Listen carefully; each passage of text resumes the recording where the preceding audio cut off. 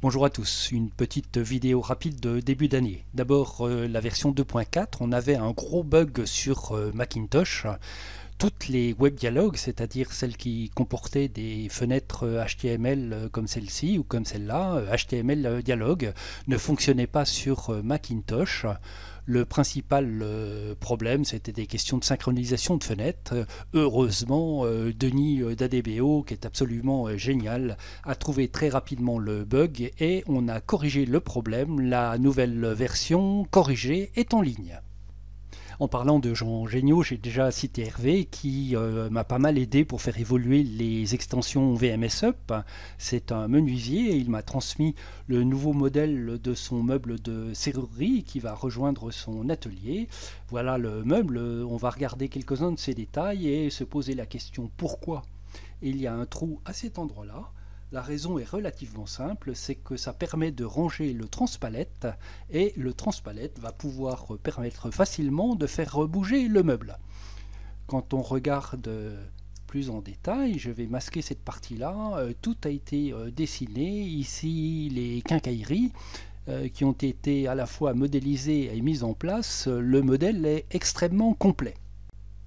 À côté du modèle 3D qui a été réalisé, Hervé s'est servi du plugin mise en page pour sortir l'ensemble des plans d'usinage. Si je regarde par exemple dessous, il y a un point bas en rouge ici qui indique le point bas à gauche de la pièce, à partir duquel tous les usinages vont être cotés, et tous les usinages sont cotés, toutes les dimensions de la pièce sont faites. Un point qui me paraît extrêmement intéressant, c'est celui-là, sur le côté gauche. On voit naturellement tous les perçages et les différents usinages qui sont indiqués. Est indiqué également l'empreinte de la coulisse. Ça permet de lire le plan de façon extrêmement efficace et je vais regarder comment ajouter ce type de détail qui m'apparaît intéressant. Autre chose, d'habitude on met 3 ou 4 vues et on s'aperçoit que pour les véritables professionnels, une seule vue suffit. C'est ici le contre-parement avec les différents usinages de la pièce.